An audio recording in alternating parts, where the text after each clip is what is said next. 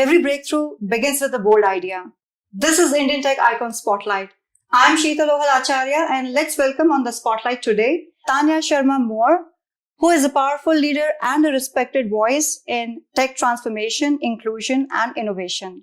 Hi Tanya, welcome to our show, and it's truly a pleasure to host you today. Thank you. Thanks for having me. So Tanya, let's begin with your career journey. From where it all started, from your very first role to now where, you are currently. Yeah. Well, it's been 28 years of working. I started with my first job was in India, in Bombay. I worked for a company called CMC and then Wipro. And then I landed in Canada in the year 1999. I spent about 14 years with IBM.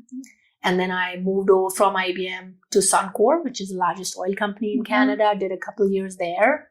Worked for Microsoft for 5 years. And currently I'm just I'm at Accenture right now as a managing director partner and about to take some time off from Accenture. So Tanya, would you like to share your roles and responsibilities, what you have been, kind of responsible for in Accenture? Yeah, for sure. So I've been there for nearly 5 years. And as part of my responsibilities, I lead two of the largest midstream companies that Accenture manages globally. I've got a team of about 500 people across Manila and the Philippines, and then a few locations in India plus Houston. And essentially my role is to provide our clients with the best of Accenture, which means you look at innovating for our clients, solving their business problems through our technology teams, through our innovation teams, and really leaning in on, technologies that are centered around artificial intelligence, as you know, which is all centered around harnessing the power of data. So a big role in making sure our clients are happy with our firm, and then also providing them with outcomes and value for their business. Fantastic. So Tanya, you have been in Calgary, you have been into the energy dominant city since from quite a long time. Yeah. So how do you see the companies have transformed over all these years, and how do you see the companies embracing the change in technology? It's been slow. So when you look at Calgary, it's predominantly an oil company, oil city. Now we've got some high tech coming in here, and the industry is diversifying as it needs to. But in the past, when you look at oil companies, they spend maybe 0.4% or 0.4 to 0.6% of their revenue on technology. And so they've been laggards more than leaders like banking and retail and things like that. But over time, I'm seeing the change where, yes, there's outsourcing for cost requirements and labor arbitrage, but also changes in how can they generate the power of data to really do functions like finance better through artificial intelligence, or look at Gen AI for functions like supply chain, and also really looking at technological advancements for the business of oil, which is all of the integrated oil companies. When you look at from your drilling of oil, how can you make that more efficient using technology, drill faster and better, because those are very cost intensive industries, to also the shipment of oil through midstream companies and make sure that they analyze where the product is and where it gets stuck, to finally what you see in gas stations, which is downstream. So the whole cycle of from when they drill it to how they send it out to how they finally get it to the consumer is now leaning more on technology than ever before.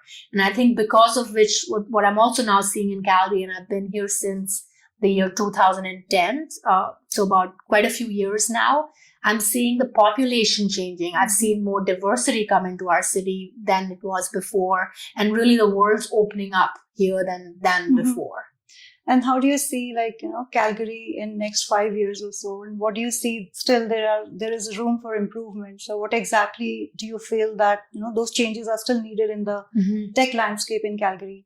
I think we need more, like we talk about nearshore. We've done a lot of offshoring, but I think we could really do more with nearshoring of talent and bring in talent from across the globe to really provide the expertise that we can around knowledge of technology. I think there is stuff here. I think the University of Calgary can start doing more courses that are more related to oil and technology. And I think just the opening up of our city, like you see a Toronto or a Vancouver, they're more, I think just the channel to the outside world seems to be different from what it has been in Calgary. And I think we've improved a lot, but a little more open-mindedness to new talent and differences of thought, I think will help our city flourish more. Now, Tanya, you have led global teams. So how do you think your leadership style has kind of, changed over all these years, and how that global experience has shaped you as a leader?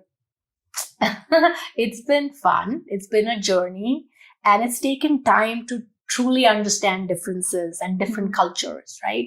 As the world's getting smaller, I feel that there's no one way of anything at all. So growing up in India, having a couple years of working in Bombay, just a different work pace, a different style of working, to then landing in Vancouver. Vancouver is a slower style of working compared to what it was in Bombay.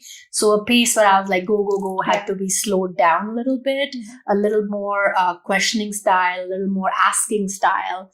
And then that developed into a leader which was, I am very driven, but a leader that was also listening a bit more. And age taught me that too. When you come to Calgary, it's a very, you aim after, but you shoot first. So again, a very different cowboyish, culture. And so learning what that meant, it's not good or bad, it just is. And then when you deal with teams that are sitting back home in India, they have a different pace of working or a different style of how they look at hierarchies or bureaucracy. And then Canadian culture is different. And then I have teams in Houston that actually have a complete different way of thinking. So I think in all of this, the more globally astute one is and the more cultures one embraces, because that's the world today, I think the better leader one becomes.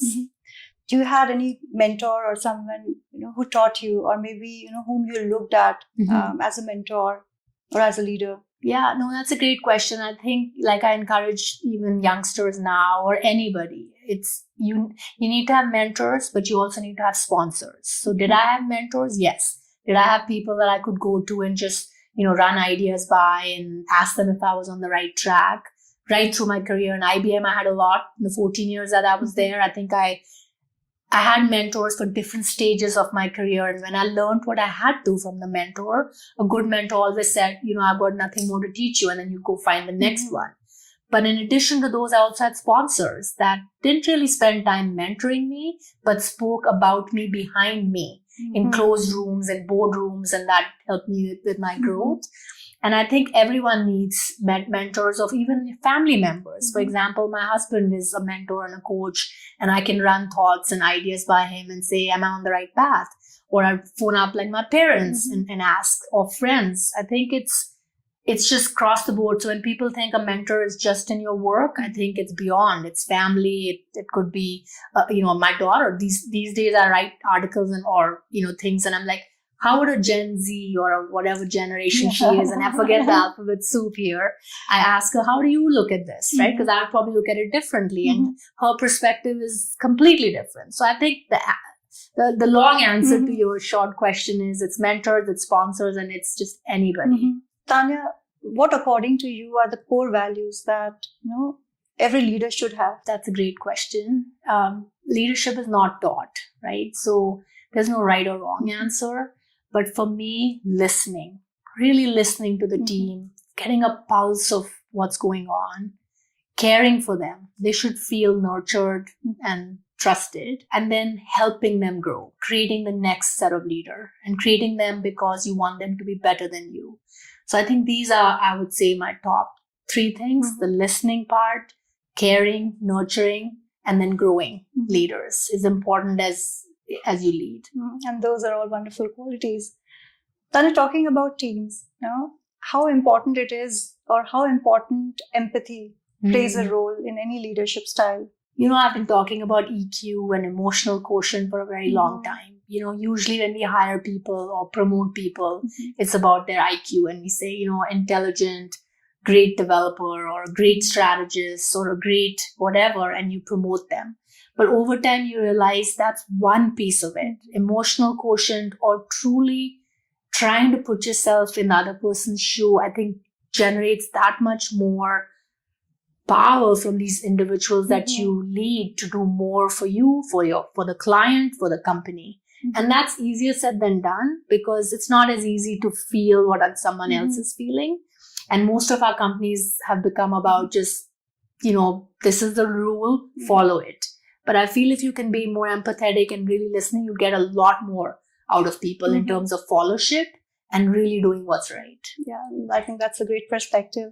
Now, Tanya, talking about women leaders in tech, we do not have, not just like here in Canada or Calgary or, across, right? Mm-hmm. We don't see much of the women leaders in tech. Yeah. So what are your thoughts about that? I'm concerned about it. I've been working for about 28 years, and I'll say I started with concern because I still feel we can do a lot more. Mm-hmm. Have I seen things done? Yes. So when I joined, Wipro in the year 1997, I think it was, there were very few women leaders, and a few of them dropped out when they had children or dropped out when life things happened to them. But over time, I've seen in companies like IBM, Accenture, Microsoft, wherever else I've worked over time, that women are coming back after they've had children. And why is that? Because they've got the flexibility to work from home. Right. They have, more helpful partners. They have parents that help them out, spouses that can do more. But I think in general, especially technology seems to be a man's world. Mm-hmm. And I think we can change it by encouraging women to just be themselves.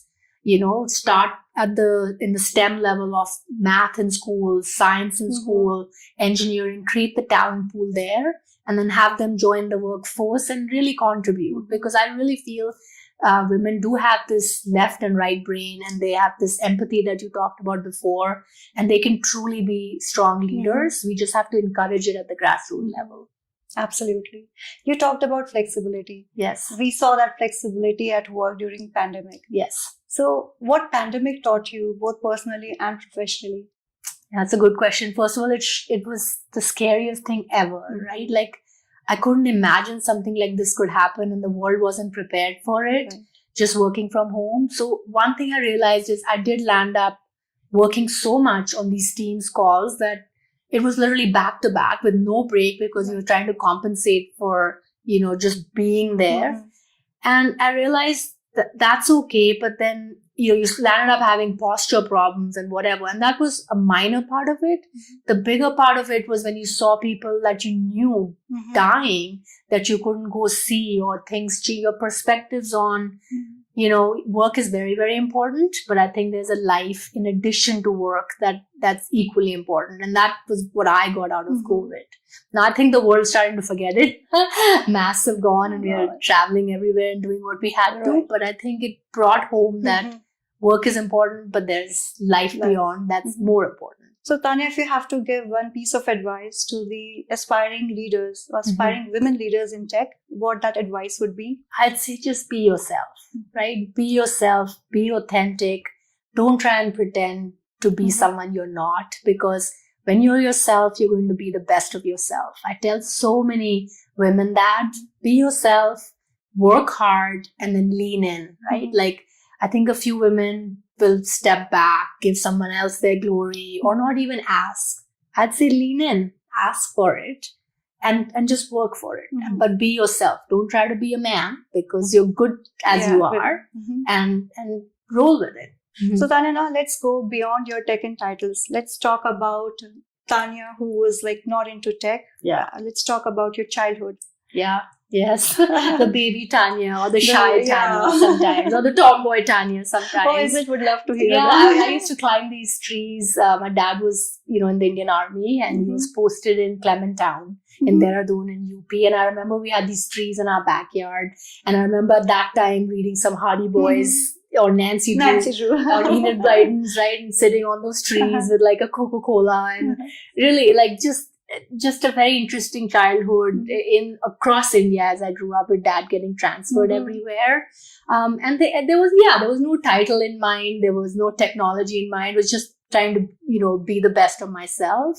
I remember one story my parents remind me fondly. I was in Convent of Jesus and Mary in Dehradun at the time. And I think I was head girl. I was in grade 5. Wow. And I went and punished my own class, made them stand up on the chairs. I'm not sure why. And I jumped out of the window right into the principal's face. And so I was quite a little naughty child as I grew up. And then, I guess with dad moving around the country, I've seen change 10 plus schools across the country, which made me who I am as a person. And I was also a sports athlete. So I was given a scholarship by the Sports Authority of India because I happened to be the fastest 100-meter sprinter in my age category. Wonderful. So I went to a boarding school for a few years, hated my coach who made me run as much as he did. So switched to tennis, but, had a lovely childhood and with sports, with family, and a lot of love. So are you still in touch with any of your friends from your school days? I am. The advantage in my life is I've had my best friend from grade 5 is still friends with me. Whom you punished? Yes, whom I punished. So you're now talking about friendship that's like years old. I don't want to tell you how many years because then you know my age, but years old. And then because we changed schools, I've had friends that have stayed and across the country. I've had friends from my boarding school that are still in touch now. My undergrad, which was in Lady Shri Ram in Delhi, my MBA. It's so just a fascinating bunch of friends across the world. Wonderful. Yeah. And talking about your, the graduation days and your masters, how was that? I mean, what kind of student you were during that time? A little bit of a studious personality, despite the naughtiness in the younger ages. A little bit of a studious personality that was quite ambitious. I'd say my first year in LSR didn't go well. Right, I was doing economics honors. First year, you got the freedom, and didn't do well. And that gave me a jolt. So in the second year, I did buckle up, studied harder. And in the third year, I landed up repeating some of my first year papers just because I wanted to increase my grades and landed up doing well overall. But yeah, the first year was a lot of fun, less work. And then from there, you know how it is. To do your MBA, I think I gave my IIM exams and all of those. And I landed up doing my MBA at Symbiosis in Pune, which was fun in itself. I had a kinetic Honda and I remember having a few accidents driving on those roads in Pune, but MBA was fun as well. So yeah, all fond memories of both my undergrad and my masters. Beautiful. And you still carry those memories? I do. The memories, the learnings, the friendship, the masti, all of it. Yeah, absolutely. And Pune is like one of the most lively cities, especially for students. Yes, wasn't it called the Oxford of India? Yeah. Right, so I remember having paranthas in the middle of the night at Nando's Parantha, whatever it was called, while studying. Just Chaitanya. Was it Chaitanya? I don't know. Yeah, like all of that. But it's a beautiful city. It is changing now, but I have fond memories of it for sure. Beautiful. I too have a similar kind of connect, so I'm able to relate. Yes. But thanks for sharing all those fond memories with us, Tanya. And let's talk a bit about your family members. Who all are the key members in your family? Well, my father and my mother, and then I have a younger sister, Natasha. I think dad and mom were quite influenced by Russians, the Russia and India era of Raj Kapoor and all of that. That's why I'm Tanya and she's Natasha. And so we were a family of 4. We did spend time with both grandparents growing up and, lots of Alfonso mangoes in Pune, and my mother's from the hills, so lots of visits to Shimla and Dharamshala and Kulu Manali and all that. And then just having my sister around was like having a friend growing up together. So just the 4 of us, and I now have a beautiful 19-year-old daughter and my husband Paul. So it's a compact, beautiful family, and I'm grateful for them. Yeah, that's truly wonderful, and thanks for sharing that with us, Tanya. Now let's talk a bit about your hobbies. You mentioned that time like you used to play table tennis. Running was lawn tennis. Lawn tennis. Oh, lawn tennis. Like big courts. Yeah. So do you still get time, like out of your busy schedule? Do you still get to play something? You know what I do now is started doing half marathons. So I've done 2 half marathons, both in Disney, and so my first one was 2 years ago. And it was actually a 5-kilometer on a Friday, a 10-kilometer on a Saturday, and then 21 on Sunday. Wow. And it's been 2 years since I've done 2 of those. I've got a few more races coming up. I'm just doing the Stampede race on July 6th. And then I've got Melissa's run in Banff, another 10K there. Do I get time to play tennis? Not as much, but I'm planning to join a tennis club here soon and do more of that. And then pickleball seems to be the new thing. So maybe I'll get more into pickleball as well. So Tanya, we are almost nearing end of our wonderful conversation. And at the end, we have a round called as the rapid fire round. And I'm going to ask you some questions, and would expect some quick answers from you on Okay. those. If I can answer them fast enough, but sure. So your first question, what's more challenging, leading transformation or finding a good parking spot at conferences? I cannot parallel park, so parking spots, always. Okay, the next one, what would your autobiography be titled? Brave and bold. Lovely. Next question, what's your personal KPI for a good day? That I've generated value to my clients Mhm. and for my people. Lovely. The next one, what's one outdated business ritual you would love to disrupt? Meetings are a heck of meetings. Good one. Next one, not related to work. Yeah. Sweet tooth or spice queen? Oh, I can eat sugar all day, and especially Cadbury milk chocolate from England. Wonderful. Yeah. So you have a sweet tooth. Okay. Yes. Would you rather explore outer space or the deep ocean? Oh, outer space. I'm scared of water. Okay. The last one. Yeah. What's your favorite travel memory? I loved Rome. I Mhm. loved checking out all the fountains in Rome and just walking and finding fountains and finding another one. And that was just amazing. So thank you so much, Tanya. It's been lovely talking to you, and thank you for sharing all the valuable insights and your childhood memories with us. Thank you so much, and thanks for your time. Thank you for having me on your show. Wonderful. Thank you. Bye-bye.